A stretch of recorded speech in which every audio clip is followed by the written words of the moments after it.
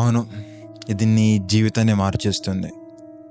మన తెలంగాణ, ఆంధ్రాలో 90% ఆఫ్ పీపుల్‌కి దీని గురించి తెలీదు. నేను నిజంగా చెప్తున్నా. ఎవరికైతే దీని గురించి తెలుసో వాళ్ళు చాలా హ్యాపీగా ఉంటారు. ఈ కాన్సెప్ట్ పేరు అసెట్స్ వర్సెస్ లయబిలిటీస్. సింపుల్‌గా మీకు ఈ కాన్సెప్ట్‌ని ఎక్స్‌ప్లెయిన్ చేస్తా. అసెట్స్ అంటే మన తెలుగులో ఆస్తులు. లయబిలిటీస్ అంటే సోకులు. అసెట్స్ అనేవి గుర్తుపెట్టుకోండి. ఒరిజినల్ డెఫినిషన్ ఏంటో తెలుసా? అసెట్స్ అంటే ఆస్తుల యొక్క ఒరిజినల్ డెఫినేషన్స్ అంటే ప్రతి నెల అది నీ జేబులో డబ్బుని పెడుతుంది. దాన్ని అసెట్స్ అంటారు. అదే లయబిలిటీస్ అంటే అది నీ దగ్గర నుంచి డబ్బులు తీసుకుంటుంది. దీన్ని లయబిలిటీస్ అంటారు. ఫర్ ఎగ్జాంపుల్ అసెట్స్ గురించి మాట్లాడుకుంటే, నీకు బిజినెస్ ఉంది. ఆ బిజినెస్లో నువ్వు వర్క్ చేయడం అవసరం లేదు. నీ వర్కర్స్ వర్క్ చేస్తారు, నీ ఎంప్లాయీస్ వర్క్ చేస్తారు. బట్ నీకు ప్రతి నెల మనీ వస్తూనే ఉంటుంది, నువ్వు వర్క్ చేసినా చేయకపోయినా.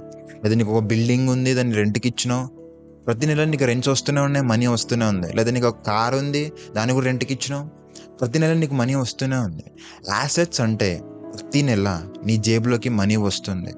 లయబిలిటీస్ అంటే మనీ తీసుకుంటుంది. ఫర్ ఎగ్జాంపుల్, నీ ఫేవరెట్ వాచ్ మనీ తీసుకుంటుంది. నువ్వు ఒక కార్ కొనుక్కున్నావు, మనీ తీసుకుంటుంది. నువ్వు నీకంటే ఒక ఇల్లు కట్టుకుంటున్నావు, మనీ తీసుకుంటుంది. నువ్వు ఒక మంచి డ్రెస్ తీసుకున్నావు, ఏదైనా వెకేషన్కి వెళ్ళినావు, these are all liabilities. Assets అంటే నీ జేబులో ప్రతి నెల మనీని పెడుతుంది. లయబిలిటీస్ అంటే ప్రతి నెల మనీని తీసుకుంటుంది. ఇప్పుడు ఇదెందుకు ఈ అసెట్స్ లయబిలిటీస్ తెలుసుకుంటే ఏమైంది, ఇది ప్రతి ఒక్కరికి తెలిసిందని మీరు అనవచ్చు. ఫస్ట్ అసలు హ్యాపీనెస్ అంటే ఏంటి? ఈ హ్యాపీనెస్ మీద ఒక పెద్ద రీసెర్చ్ జరిగింది, ఒక పెద్ద సర్వే జరిగింది. అందులో తేలింది ఏంటంటే, ఈ ప్రపంచంలో ఎవరు హ్యాపీగా ఎక్కువగా ఉంటారో తెలుసా? ఎవరికైతే ఎక్కువ బంగ్లాలు ఉంటాయో, ఎవరికైతే ఎక్కువ కార్లు ఉంటాయో, ఎవరికైతే ఎక్కువ డబ్బు ఉంటుందో వాళ్ళు కాదు. ఎవరి దగ్గర అయితే ఎక్కువ ఫ్రీడమ్ ఉంటుందో వాళ్ళకు నచ్చినట్టు బ్రతికే ఫ్రీడమ్, నచ్చిన వాళ్ళతో బ్రతికే ఫ్రీడమ్, నచ్చినంత సేపు బ్రతికే ఫ్రీడమ్, నచ్చిన చోటు బ్రతికే ఫ్రీడమ్. ఓవరాల్గా ఫ్రీడమ్ అనేది ఎంజాయ్మెంట్. మీరు మీ లైఫ్లో మంచిగా చదువుకొని జాబ్ చేయాలనుకుంటారు, లేదా ఏదైనా బిజినెస్ స్టార్ట్ చేయాలనుకుంటారు. ఎందుకు? At the end of the day మీకు మనీ కావాలి. ఆ మనీ ఎందుకు? ఆ మనీతో మీరు తినాలి, పడుకోవాలి, ఎంజాయ్ చేయాలి, తిరగాలి, తాగాలి. ఆటోమేటిక్గా మీ ఎండ్ గోల్ మంచిగా ఆలోచిస్తే మీకు కావాల్సింది ఫ్రీడమ్. మీకు నచ్చినట్టు బ్రతకడానికి, మీకు నచ్చింది తినడానికి, నచ్చింది తాగడానికి, నచ్చిన చోటు తిరగటానికి, నచ్చిన వాళ్ళతో ఉండటానికి. ఇదంతా ఏంటి? ఫ్రీడమ్. అంటే ఇక్కడ ఫైనల్గా మీ లైఫ్లో నీకు ప్రైమరీగా నీకు నచ్చింది చేయడానికి కావాల్సింది ఫ్రీడమ్. ఈ ప్రపంచంలో ప్రతి ఒక్కరు పొద్దున్న నుంచి ఈవినింగ్ వరకు వర్క్ చేసేది ఫ్రీడమ్ కోసం, వాళ్ళకి నచ్చింది చేయడానికి. ఒకటి అసెట్స్ వర్సెస్ లయబిలిటీస్ ఏంటంటే, మీ అందరికీ తెలుసు, అసెట్స్ అంటే ప్రతి నెల జేబులో మనీ పెట్టేది, లయబిలిటీస్ అంటే మనీ తీసుకెళ్లేది. ఇక్కడ మిడిల్ క్లాస్ పీపుల్ చేస్తున్న పెద్ద తప్పేంటో తెలుసా? మీరు ఒకసారి గమనించండి, మీ సరౌండింగ్స్లో కానీ, మీ చుట్టాలలో కానీ, లేదా మీరే కావచ్చు, మీకు ఓన్ బిల్డింగ్ ఉంటుంది, లేదా ఒక కార్ ఉండొచ్చు, బైక్ ఉండొచ్చు, మీ పేరెంట్స్కి పెద్ద పెద్ద నెక్లెస్ ఉండొచ్చు, రింగ్స్ ఉండొచ్చు, గోల్డ్ రింగ్స్, ఇవన్నీ ఉండొచ్చు. అవన్నీ మీరు ఆస్తులు అనుకుంటారు. అంటే మిడిల్ క్లాస్ పీపుల్ అయితే, మిడిల్ క్లాస్ పీపుల్ యొక్క మెయిన్ ఏంటో తెలుసా? వాళ్ళు జాబ్ చేస్తున్నప్పుడు కావచ్చు, లేదా సంపాదిస్తున్నప్పుడు కావచ్చు, వాళ్ళు ఏదైతే సంపాదిస్తున్నారో వాటితోనే వాళ్ళు వాళ్ళకంటూ సొంత ఇల్లు కొనుక్కుంటారు, సొంత కారు కొనుక్కుంటారు, సొంత బైక్ కొనుక్కుంటారు, అన్ని వాళ్ళకి కావాల్సింది వాళ్ళు కొనుక్కుంటారు. బట్ అది వాళ్ళకి ఫ్రీడమ్ ఇవ్వదు. వాళ్ళు వాటిని ఆస్తులు అనుకుంటారు, బట్ అవి లయబిలిటీస్. వానికి 90 లక్షల ఇల్లుంది అని మాట్లాడుకుంటారు, బట్ అది మన ఆస్తి కాదు, అది లయబిలిటీస్. ఆస్తి అనేది ఎప్పుడు నీకు మనీ ఇస్తూనే ఉంటుంది. ఫర్ ఎగ్జాంపుల్, ఒకరికి ₹1,00,00,000 ఇల్లు ఉంది, 40 లక్షల కారు ఉంది, బట్ పొద్దున టిఫిన్ చేయడానికి ₹50 లేవు. దానికోసం వాడు ఇల్లుని అమ్మలేడు కదా. ఇల్లు అనేది ఒక సోకు. అరే నాకు ఇల్లు ఉంది. నీకు ఫర్ ఎగ్జాంపుల్, మా ఫ్రెండ్స్ కొంతమందికి ఐఫోన్స్ ఉంటాయి, వాచెస్ ఉంటాయి. అవి ఎందుకుంటాయి? వాళ్ళకి ఇష్టం, వాళ్ళకి అదొక సోకు. Same with middle class people కూడా వాళ్ళకంటూ ఒక ఇల్లు ఉండాలనుకుంటారు. ఎందుకంటే అదొక సోకు. వాళ్ళకంటూ ఒక కారు ఉండాలనుకుంటారు, ఎందుకంటే అదొక సోకు. అది ఒక ఎంజాయ్మెంట్ అంతే తప్ప అది ఎప్పుడు నీ ఆస్తి కాదు. ఆస్తి అంతే ప్రతి నెల నీ జేబులో మనీ పెట్టాలి. ఇక్కడ మన ఇండియాలో, ముఖ్యంగా మన తెలంగాణ అండ్ ఆంధ్రప్రదేశ్లో మెయిన్ ప్రాబ్లం ఏంటంటే, ఎవరైతే పూర్ పీపుల్ ఉన్నారో వాళ్ళు సంపాదించిన మనీ అంతా లయబిలిటీస్ మీద ఖర్చు పెడతారు. అందుకే వాళ్ళు మళ్ళీ పూర్గానే ఉంటారు. వాళ్ళు సంపాదించిన ప్రతి ఒక్క మనీ బేసిక్ తినడానికి, తాగడానికి, ఉండటానికి ఖర్చు పెడతారు. బట్ ఏమైనా మనీ మిగిలితే లయబిలిటీస్, లైక్ వాచ్ కొనుక్కుంటారు, డ్రెస్సెస్ కొనుక్కుంటారు, లేదా వాళ్ళకి నచ్చింది చేస్తారు, సినిమాకి వెళ్తారు, షికార్లకు వెళ్తారు, అంతే.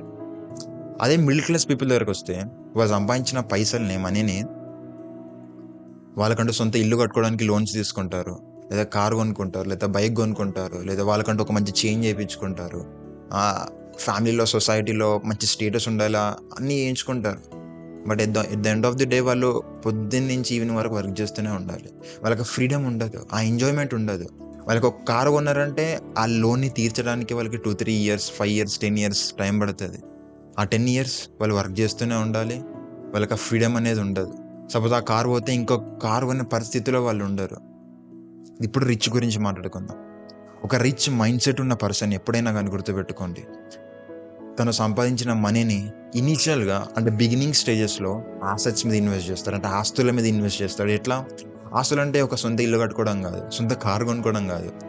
ఆస్తులు అంటే నువ్వు ఒక దాని మీద ఇన్వెస్ట్ చేస్తున్నావు, ఏదైతే ప్రతి నెల నీ జేబులో మనీని పెడుతుంది.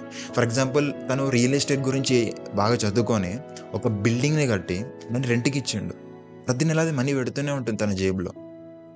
లేదా ఏదైనా బిజినెస్ స్టార్ట్ చేసిండు, ఎక్కడైతే ఆ బిజినెస్ని ఒక సిస్టమ్స్ అండ్ ప్రాసెస్ని అర్థం చేసుకొని దాన్ని ఎంప్లాయీస్ని హైర్ చేసుకొని ఆటోమేట్ చేసి ఒక 2-3 ఇయర్స్ కష్టపడ్డారు ఆ బిజినెస్ మీద. తర్వాత ఆ బిజినెస్లో తిన వర్క్ చేయడం అవసరం లేదు, అందులో ఉన్న ఎంప్లాయీస్ వర్క్ చేస్తూ తిన కోసం మనీని సంపాదించి పెడుతూ ఉంటారు. అది తనకు ఒక యాసెట్. ఫర్ ఎగ్జాంపుల్, నువ్వే ఉన్నావు, నువ్వు నీ మనీతోటి స్టాక్స్ లేదా బాండ్స్ని, అంటే స్టాక్ మార్కెట్ని, బాండ్ మార్కెట్ ఇవన్నీ అర్థం చేసుకొని అందులో ఇన్వెస్ట్ చేసినావు. అది ప్రతి నెల నీకు మనీని సంపాదించి పెడుతూనే ఉంటుంది, దాని వాల్యూ పెరుగుతూనే ఉంటుంది నువ్వు మంచిగా ఇన్వెస్ట్ చేస్తే. నీకు ఒక మంచి ఫ్రెండ్ ఉన్నాడు, ఎవరైతే చాలా నాలెడ్జబుల్ బిజినెస్లో, తను ఒక బిజినెస్ స్టార్ట్ చేస్తున్నారు, నువ్వు అందులో ఇన్వెస్ట్ చేసినావు నీ మనీని. ఆ బిజినెస్ సక్సెస్ అయిన తర్వాత ప్రతి నెల ఆ బిజినెస్ నీ జేబులో మనీని పెడుతూనే ఉంటుంది, నీ బ్యాంక్ బ్యాలెన్స్ని పెంచుతూనే ఉంటుంది. లేదా నువ్వు యూట్యూబ్లో వీడియోస్ చేస్తున్నావు, అవి మంచి కంటెంట్ చేస్తున్నావు, అవి వైరల్ అవుతున్నాయి, లాంగ్ టర్మ్గా యూజ్ అవుతున్నాయి. ఆ వీడియోస్ అంతెందుకు, కొంతమందికి 5 ఇయర్స్ బ్యాక్ రికార్డ్ చేసిన వీడియోస్ ఈ రోజుకి సంపాదించి పెడుతూనే ఉంటుంది. లేదా నువ్వు ఒక సాఫ్ట్వేర్ని కనిపెట్టినావు, మంత్లీ ఇంత ఛార్జ్ చేస్తే ఆ సాఫ్ట్వేర్ని యాక్సెస్ చేసేలాగా పేమెంట్ మెథడ్ని పెట్టినావు, ప్రతి నెల నీ జేబులో మనీ వస్తూనే ఉంటాయి. లేదా నువ్వు మంచి సినిమాటోగ్రాఫర్, నువ్వు వీడియో క్లిప్స్ని షూట్ చేసి అది ఆన్లైన్లో యూట్యూబర్స్కి లేదా ఫిలిం మేకర్స్కి ఆ వీడియో క్లిప్స్ని సెల్ చేయవచ్చు. ఇక్కడ మెయిన్ గోల్ ఏంటంటే, నువ్వు నీ మనీని ఒక దాని మీద ఇన్వెస్ట్ చేస్తున్నావు, ఏదైతే నీ జేబులో ప్రతి మంత్ మనీని పెడుతూనే ఉంటుంది, నీకోసం ప్రతి మంత్ వర్క్ చేస్తూ నీకు సంపాదించి పెడుతూనే ఉంటుంది. ఒకటి గుర్తుపెట్టుకోండి, మీ సొసైటీలో కానీ, మీ ఊర్లో కానీ, మీ ఫ్యామిలీలో కానీ ఎవరైనా ఆనందంగా తిరుగుతున్నారు, ఫ్రీడమ్గా బ్రతుకుతున్నారు, ఎంజాయ్ చేస్తున్నారు, హ్యాపీగా ఉంటున్నారు అంటే వాళ్ళని గమనించండి, వాళ్ళకంటూ కొన్ని యాసెట్స్ ఉన్నాయి. అది వాళ్ళ సొంత ఇల్లు కాదు, సొంత కారు కాదు, అది వాళ్ళ బిజినెస్ కావచ్చు, వాళ్ళు ఇన్వెస్ట్ చేసిన ఒక బిల్డింగ్ కట్టుండొచ్చు, లేదా వాళ్ళు ఇన్వెస్ట్ చేసిన ఇంకేదైనా బిజినెస్ కావచ్చు, లేదా స్టాక్స్లో ఇన్వెస్ట్ చేస్తుండొచ్చు, సంథింగ్ ఏదో ఒకటి. యాసెట్స్ అనే పదం మీద మీరు రీసెర్చ్ చేయండి, మీకు ఎన్నో వేస్ ఉంటాయి ప్రతి మంత్ మీ జేబులో మనీ పెట్టడానికి. మన మిడిల్ క్లాస్తో ప్రాబ్లం ఏంటంటే, మీరు ఏదైతే జాబ్ చేస్తున్నారో ప్రతి మంత్కి మీకు ఏదైతే శాలరీ వస్తుందో దాన్ని మీరు లయబిలిటీస్ మీద ఖర్చు పెడతారు.